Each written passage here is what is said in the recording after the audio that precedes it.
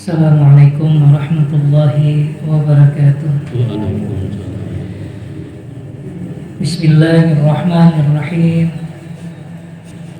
Alhamdulillahil wahid fi dzatihi wa sifatihi alladzi ba'atha sayyidina Muhammadin lil khalqi bitauhid wa barihi ayatihi.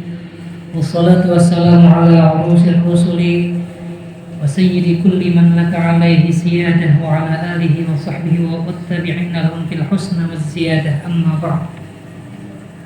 Yang ulun muliakan bapak-bapak, ibu-ibu, hadirin hadirat yang semoga selalu dirahmati oleh Allah Subhanahu wa taala.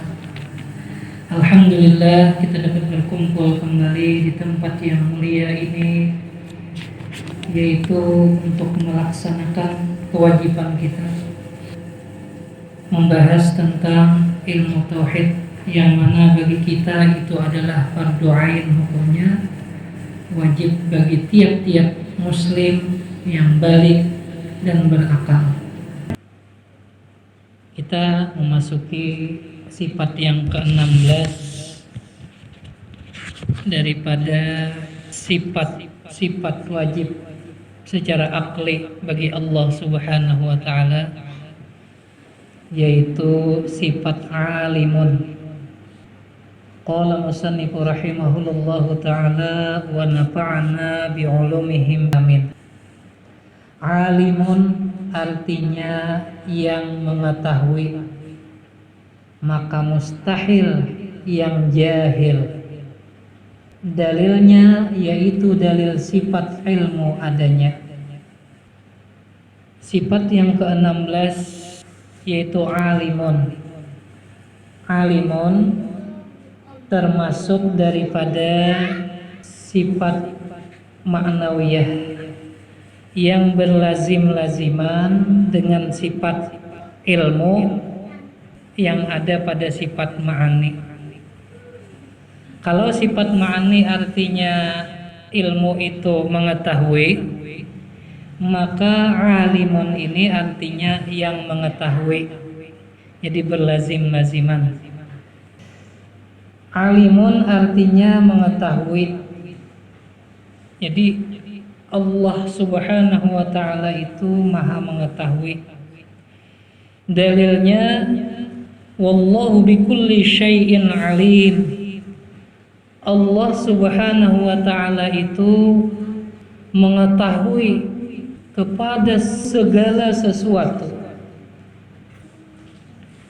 Jadi sifat alimun itu artinya yang mengetahui. Maka wajib bagi kita yang sudah balik dan berakal mengetahui serta meyakini bahwasanya Allah Ta'ala itu yang maha mengetahui. Allah Ta'ala mengetahui segala sesuatu, baik itu yang zahir maupun yang batin, yang nampak atau yang tersembunyi. Allah mengetahui segala sesuatu, baik itu yang besar maupun yang kecil. Allah mengetahui berapa jumlah dan bagaimana bentuknya gunung-gunung di seluruh jagat raya ini. Dan Allah juga mengetahui berapa jumlah dan bagaimana bentuk debu-debu yang ada di seluruh dunia ini. Nanggana dan nang halus, Allah mengetahui.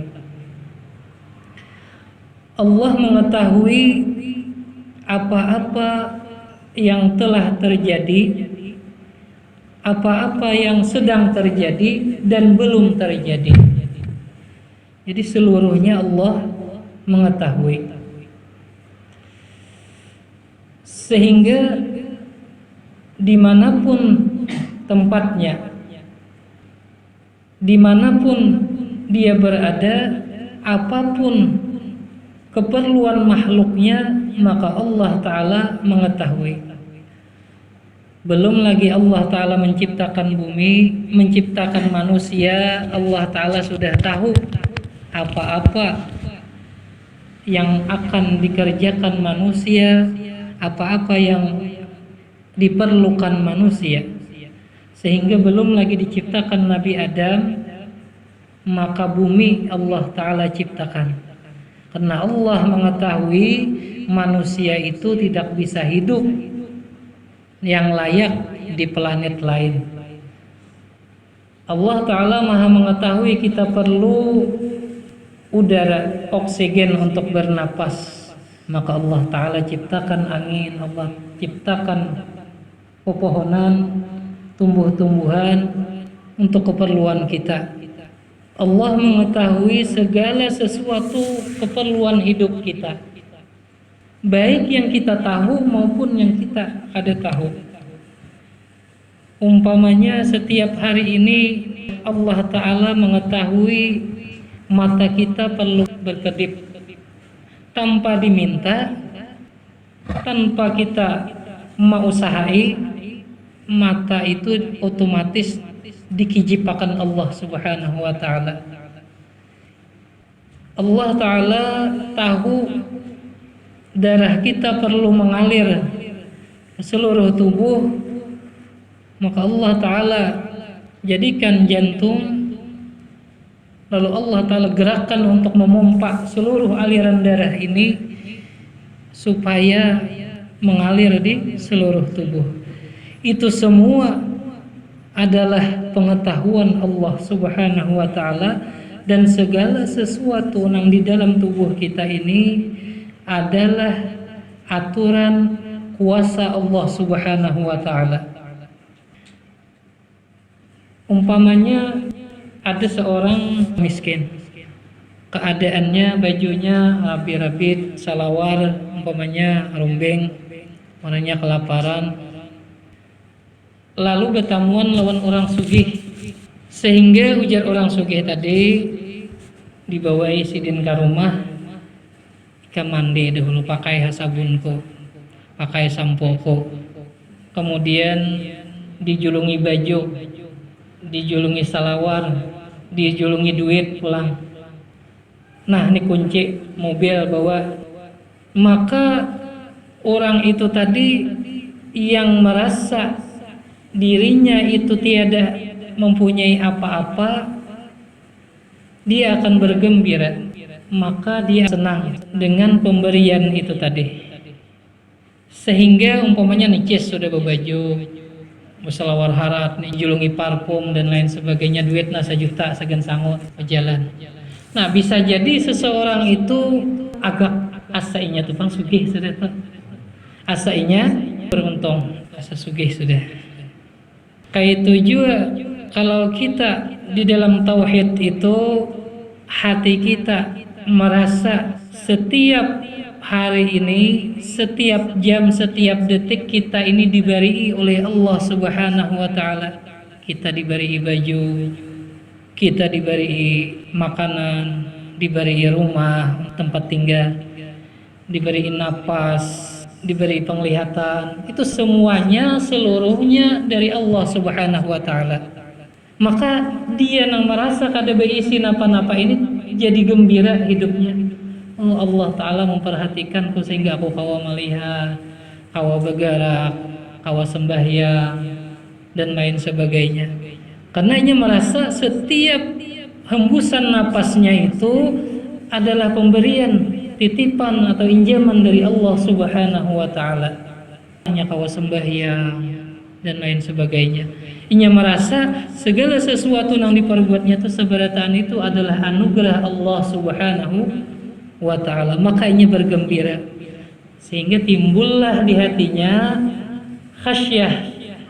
Khasyah itu takut dengan Allah dengan perasaan mengagungkan dan cinta lawan Allah.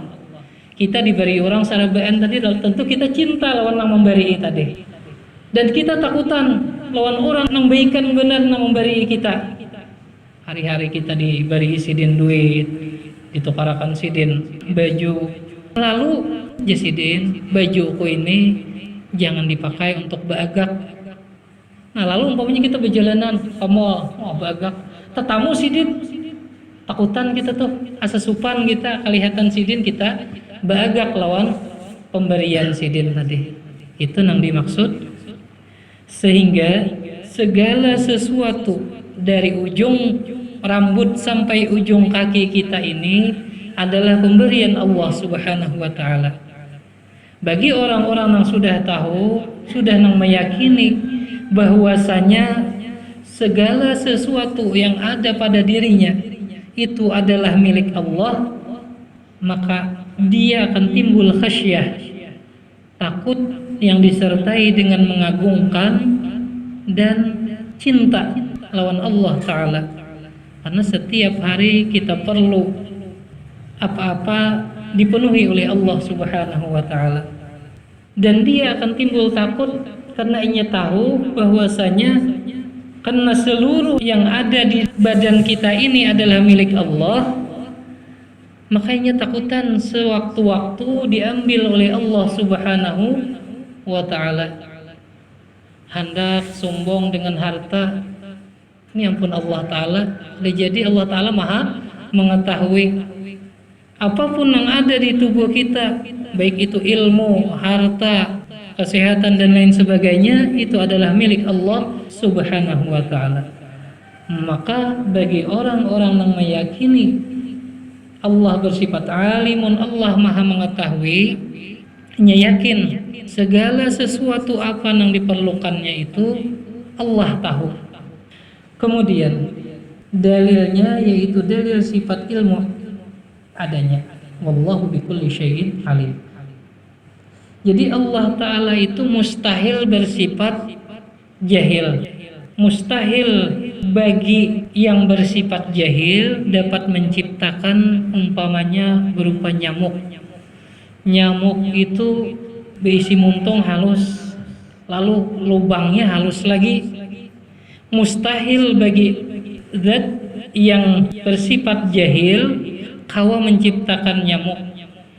Bagaimana Allah Ta'ala menciptakan semut, muntungnya kayak apa, sendi-sendinya kayak apa. Nah, mustahil bagi yang jahil itu dapat mencipta semut. Berarti tetaplah bahwasanya Allah Ta'ala itu bersifat alimun, maha mengetahui.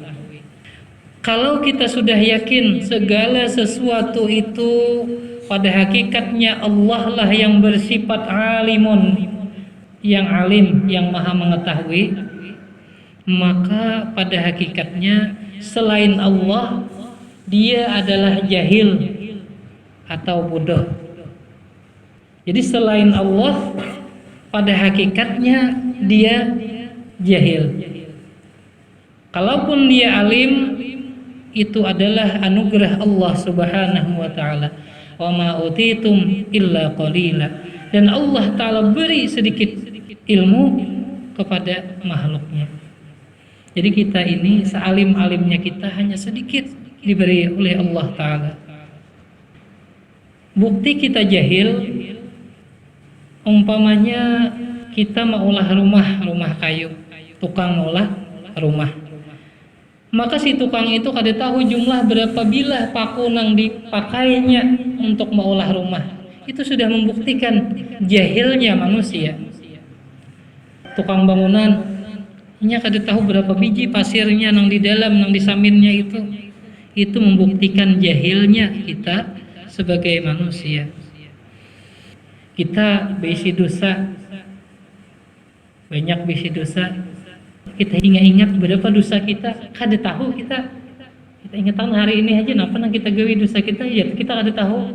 Nah, ini membuktikan jahilnya kita.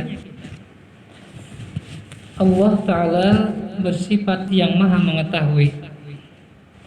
Jadi sudah tetap bahwasanya Allah Ta'ala itu maha mengetahui dan kita ini jahil. Lalu Allah Subhanahu wa Ta'ala mewajibkan kita untuk menuntut ilmu. Menuntut ilmu adalah suatu kewajiban bagi kita. Talabul ilmi faridatun ala kulli muslimin wa muslimatin. Menuntut ilmu itu diwajibkan atas setiap muslim laki-laki dan muslim perempuan. Utlubul ilma walau bisin. Tuntutlah ilmu walaupun sampai ke negeri Cina.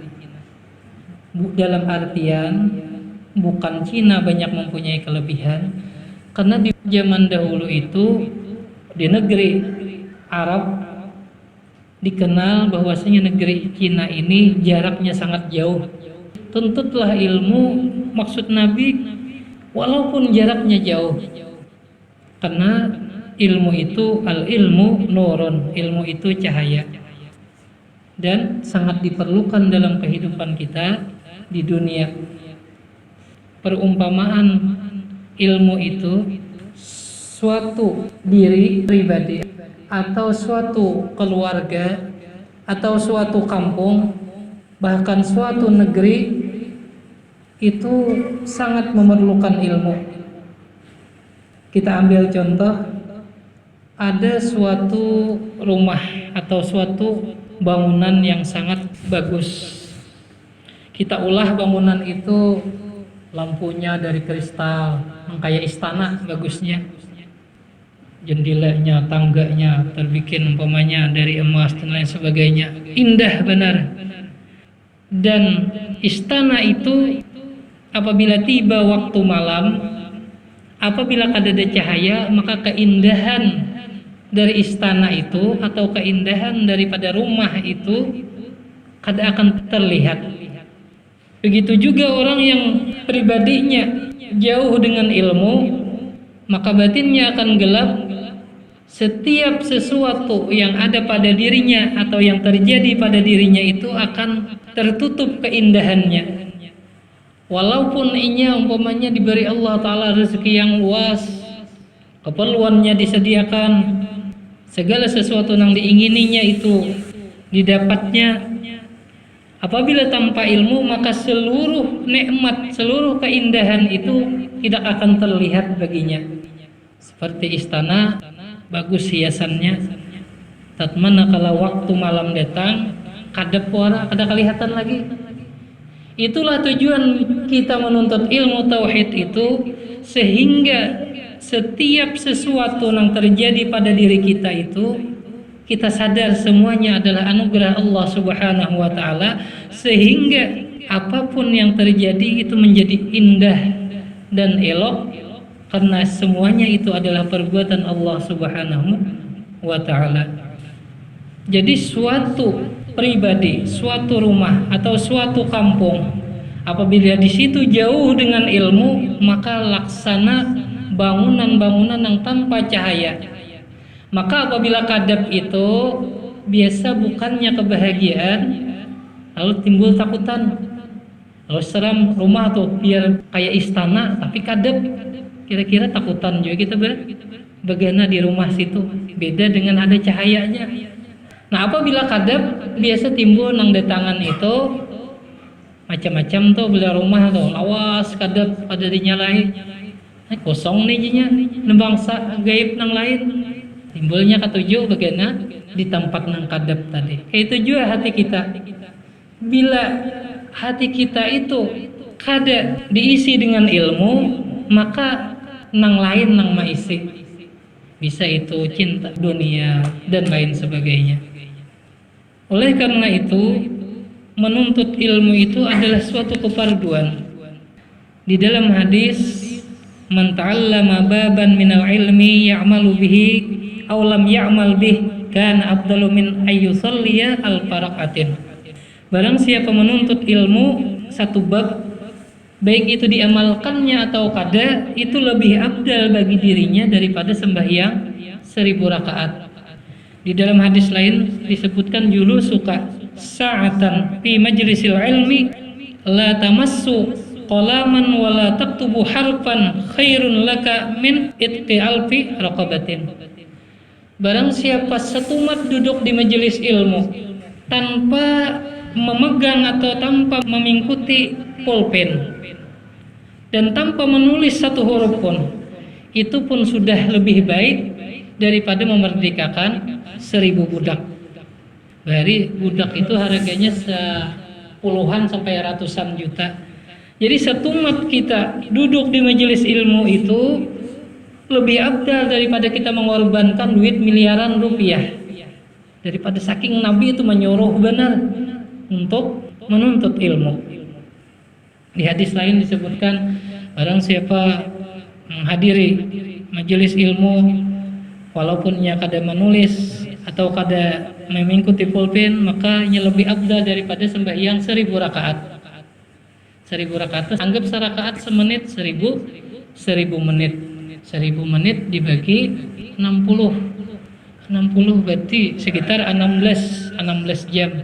Jadi satu mat kita duduk di majelis ilmu lebih afdal daripada sembahyang 1000 rakaat atau 16 jam atau seharian umpamanya sembahyang salam sembahyang pulang.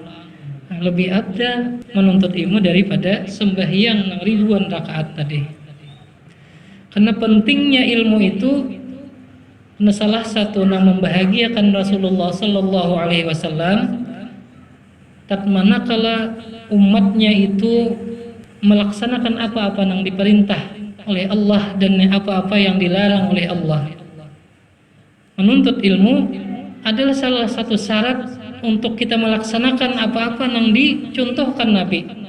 Karena tanpa kita menuntut ilmu, kita kada tahu bagaimana cara sembahyang, bagaimana cara puasa, bagaimana cara khusyuk, bagaimana cara batin kita zikir dan lain sebagainya.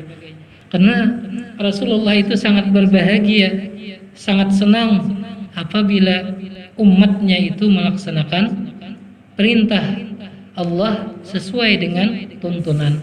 Nah, apabila kita kada berilmu, tentu kita kada tahu kayak apa cara melakukan sesuai dengan tuntunan yang diajarkan oleh Rasulullah Sallallahu Alaihi Wasallam. Lalu apabila seseorang itu menuntut ilmu, maka ganjarannya sama, baik itu nang paham, lebih paham. Jadi dapat kita lebih 1000 rakaat, lebih abda dari 1000 rakaat itu kita dapat walaupun kita kada paham. Ada apa? Itu sudah ujar ulama, itu sudah termasuk dapat fadilah. Kelebihan menuntut ilmu, apalagi paham kemudian dihafal ulang, lebih lagi. Karena ulama membilangkan orang yang menuntut ilmu itu dapat fadilah menuntut ilmu dalam suatu majelis itu kayak orang yang menukar beburung. Jadi nukar limau umpamanya beburung, di situ ada nang halus, ada nang pikot umpamanya, itu sama atau ditukari harganya sakampilan itu. Jadi orang itu punya nang guring aja dapat pahala, apalagi nang kada guring. Itu kelebihan menuntut ilmu. Jadi diberlakukan itu secara am. Saat kita menuntut ilmu lebih afdal daripada sembahyang 1000 rakaat, lebih afdal daripada menikakan 1000 budak. Karena orang-orang yang berilmu itu di dalam kita biasa wirid tuh, syahidallahu annahu la ilaha illahu wal malaikatu wa ulul ilmi qa'iman bil qist. Allah bersaksi atau menetapkan bahwa tiada Tuhan selain Allah. Kemudian wal malaikat, kemudian malaikat bersaksi tiada Tuhan selain Allah. Kemudian wa ulul ilmi, dan orang yang mempunyai ilmu. Ini derajatnya imba Allah, malaikat dan orang-orang yang berilmu. Ini kiasan bahwasanya orang-orang yang berilmu itu artinya yang utama syahidallah. Ulul ilmi tadi yang dituntut adalah ilmu tauhid dahulu, sehingga dia mensaksikan bahwasanya hanya Allah Tuhannya. Di dalam hadis lain, yarfa'illahu alladhina amanu minkum walladhi utul ilma darajat. Dan Allah Ta'ala angkat derajat orang-orang yang berilmu itu daripada kamu, dan orang-orang yang mempunyai ilmu beberapa derajat. Imam Abdullah bin Abbas menjelaskan, orang yang alim lawan orang yang kada alim itu derajatnya 700 derajat bedanya. Sedangkan satu derajat di dalam kitab Kiai Hashim Asy'ari menjelaskan satu derajat itu sama perjalanan 500 tahun. Antara satu derajat ke derajat yang kedua itu 500 tahun perjalanan. Jadi jauh derajatnya di sisi Allah Ta'ala. Lalu Allah memuliakan orang-orang yang berilmu, sehingga di dalam hadis itu kun aliman, Jadilah kamu orang yang alim. Au muta'alliman, atau orang yang menuntut ilmu. Muta'alliman ini orang yang menuntut ilmu seperti buan pesantren tuh hari-hari. Muta'alliman ini hari-hari menuntut ilmu lalu dihafalnya, dihafal hadisnya, dalilnya, ini muta'alliman. Au mustami'an, atau dia mendengarkan, umpamanya sekali seminggu, 2 kali seminggu, 3 kali seminggu. Tetapi sebagian ulama itu bilangkan muta'alliman juga, orang yang menuntut ilmu juga. Au muhibban, atau orang yang mencintai ilmu. Inya kada sampat menuntut ilmu, inya kada sampat mendengar ilmu ke majelis taklim, tapi orangnya muhibban, cinta, katuju melihat orang alim, katuju melihat orang menuntut ilmu. Bila ada majelis taklim, inya katuju, didukungnya dengan umpamanya dibantunya dari segi bangunan, keperluan dan lain sebagainya. Ini muhibban. Wala takunil khams fatahlika, dan janganlah kamu menjadi yang kelima. Yang kelima ini ujar Nabi, alim kada, belajar kada, 4 mendengar ilmu kada, cinta kada juga. Melihat orang alim biasa aja, melihat orang menuntut ilmu senang kada juga, biasa aja. Melihat orang tolak ke majelis taklim, ke pembacaan biasa aja juga, sibuk ini aja. Katuju kada juga nya lawan orang yang menuntut ilmu atau lawan orang alim. Fatahlika, maka akan masuk golongan yang binasa. Ujar Nabi, wala takunil khamas fatahlika, dan janganlah kamu menjadi golongan yang kelima, maka engkau binasa. Jadi seseorang nang inya itu sehari-harinya memikirkan dunia aja. Kada ada di dalam pikiran hendak menuntut ilmu, melihat orang muar kada juga, katuju kada juga, biasa aja. Nah, ini orang-orang termasuk rugi udah. Tetapi apabila seseorang itu benci lawan ulama, kada katuju lawan orang yang menuntut ilmu, kada senang lawan orang yang menuntut ilmu atau orang yang ke majelis taklim, maka fatahlika ujar Nabi, maka inya itu akan binasa. Lawan ulama memusuhi umpamanya, lawan santri dipersulit, ada katuju. Lawan majelis taklim hendak dibubarkan umpamanya dengan tujuan karena benci, lain dengan alasan lain. Alasan-alasan yang umpamanya ada nama mudaratakan, itu ada jadi masalah. Tetapi di sini ada di hati itu kebencian. Watahlika, maka jan Nabi inya itu orang yang celaka. Orang celaka itu apabila hadis, bila Al-Quran sudah menjanjikan itu, maka itu pasti.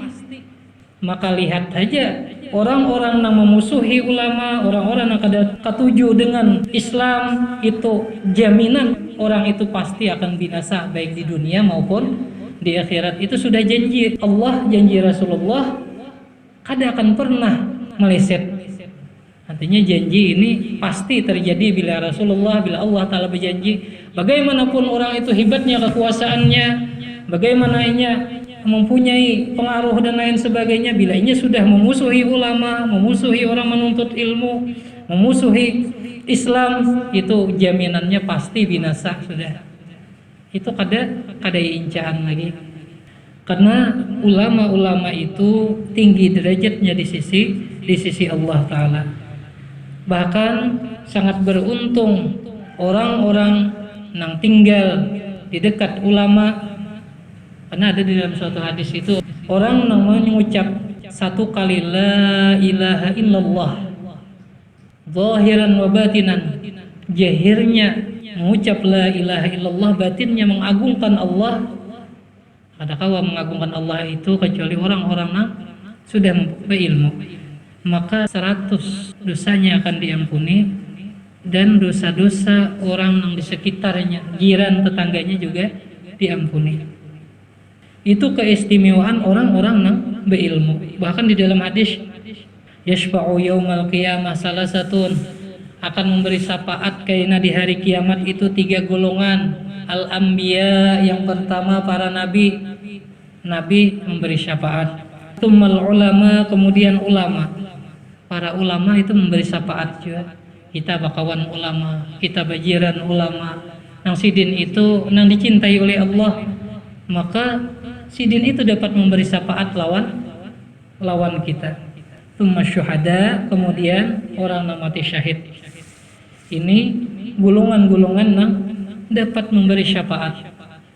Maka syukur benar kita mempunyai Nabi Muhammad yang mempunyai syafaat yang sangat luas. Kemudian ulama itu dibolehkan juga karena memberi syafaat anak bininya, keluarganya, memberi syafaat jiran tetangganya, kawannya dan lain sebagainya. Itu keistimewaan mereka. Tsumma syuhada, dan para syuhada, orang yang berjuang di jalan Allah. Lalu ulama yang mana yang tinggi derajatnya di sisi Allah Subhanahu wa taala? Ulama itu di dalam Al-Qur'an disebutkan innama yakhsyallaha min ibadihil ulama. Ulama yang dimaksud yaitu ulama yang takut kepada Allah Subhanahu wa taala. Khasyah, takut disertai dengan mengagungkan dan cinta kepada Allah taala. Nah, ini hubungan kita tadi. Alimun, Allah taala Maha mengetahui. Kita tahu dari ujung rambut sampai ujung kaki kita diatur oleh Allah taala, dijalankan oleh Allah taala, diberi anugerah oleh Allah taala, sehingga kita takut lawan Allah taala. Karena sewaktu-waktu bisa diambil oleh Allah taala apa-apa yang ada dalam diri kita ini. Kita kawa berjalan, sewaktu-waktu kalau Allah taala mau bisa diambilnya, sehingga kita kada kawa berjalan. Kita kawa melihat, kita kawa berhinak, kita kawa merasa dan lain sebagainya. Semuanya adalah anugerah Allah Subhanahu wa taala. Jadi ulama-ulama yang tinggi derajatnya di sisi Allah itu orang-orang yang innama yakhsyallaha min ibadihil ulama, orang-orang yang takut kepada Allah Subhanahu wa taala. Imbah takut itunya innalladzina amanu wa amilus solihati ulaika hum khairul bariyah. Dan mereka itulah ulama-ulama yang beriman dan beramal soleh, dan mereka itulah sepaling baik makhluk manusia. Jadi yang dimaksud ulama yang mana yang tinggi derajatnya di sisi Allah, yang mempunyai kekhususan bahkan dapat memberi syafaat di yaumil qiyamah, yaitu orang-orang yang tinggi derajatnya di sisi Allah, orang yang takut kepada Allah dan beramal soleh. Jadi alimun, kita kembali, maka patut bagi mukmin mu'taqid bahwa ia senantiasa minta pertolongan daripada Allah Ta'ala dalam setiap hal ehwalnya, dan minta peliharaan daripada tiap-tiap kejahatan dunia dan akhirat adanya. Jadi ujar sidin, kalau kita sudah yakin Allah Ta'ala itu bersifat yang maha mengetahui, maka hendaklah kita senantiasa meminta lawan Allah Ta'ala pertolongan dalam setiap hal ehwal kehidupan kita.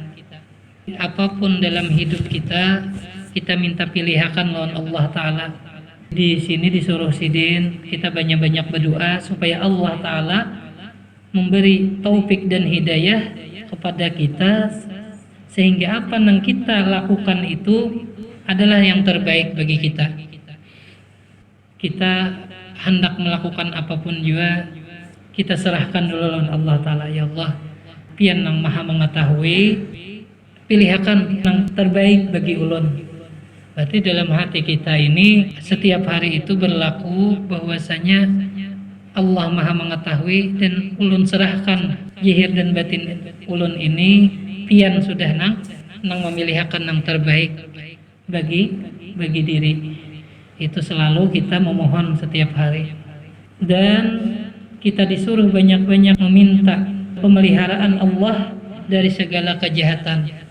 Jadi segala sesuatu apapun yang akan terjadi, kita serahkan kepada Allah, bahwasanya Allah Ta'ala supaya menghindarkan kita daripada bala bencana, dari kejahatan dan lain sebagainya. Kesimpulannya bahwasanya alimun itu Allah Ta'ala yang maha mengetahui. berarti diri kita ini jahil, sehingga apapun yang kita lakukan diketahui oleh Allah Subhanahu wa Ta'ala. Dan setiap hari, karena kita yakin Allah Ta'ala itu maha tahu, maka kita serahkan diri kita, zahir dan batin kita setiap hari ini. Allah Ta'ala yang memilihkan mengapa nang digawi hari ini pilihakan yang terbaik. Jadi mengapa nang kita gawi itu sudah pilihan Allah Ta'ala yang terbaik. Tetapi di situ berserahnya jangan sesuai lawan nafsu. Kita berserah diri umpamanya dengan Allah Ta'ala, tetapi kita mengikuti nafsu, itu kada pas.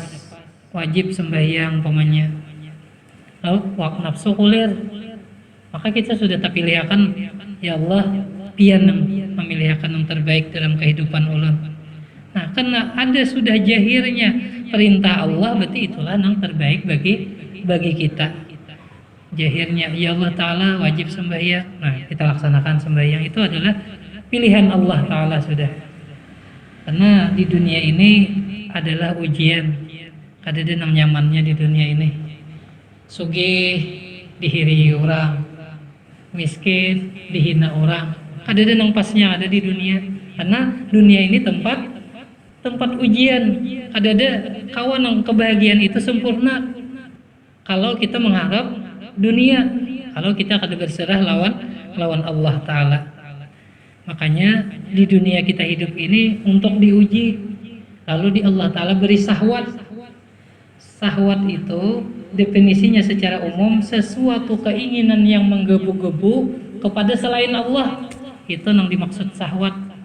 Sahwat nang mungkar itu yaitu keinginan yang menggebu-gebu, niatnya untuk selain Allah. Apapun juga, mencari harta untuk selain Allah umpamanya supaya dihormati orang, itu ngarannya syahwat. Beribadah supaya dilihat orang, syahwat juga ngarannya. Menuntut ilmu supaya dibadahkan orang alim, atau berilmu banyak-banyak menuntut ilmu supaya dihormati orang, itu syahwat juga ngarannya. Punya sesuatu yang diniatkan tujuannya selain Allah, itu syahwat. Maka karena ada nafsul mutmainnah, itu aja nang kawa sampai kepada Allah Subhanahu wa Ta'ala. Tujuannya semuanya kepada Allah. Beribadah, takutan neraka atau hendak masuk surga, itu termasuk syahwat juga. Punya sesuatu nang selain Allah Ta'ala.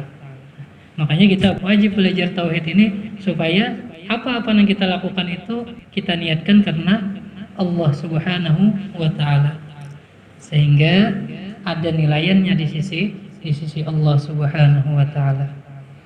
Kiranya hingga situ aja. Kemudian sifat yang ke-17 hayyun, di dalam kitab lain kaunuhu hayyan, wallahu a'lam bissawab.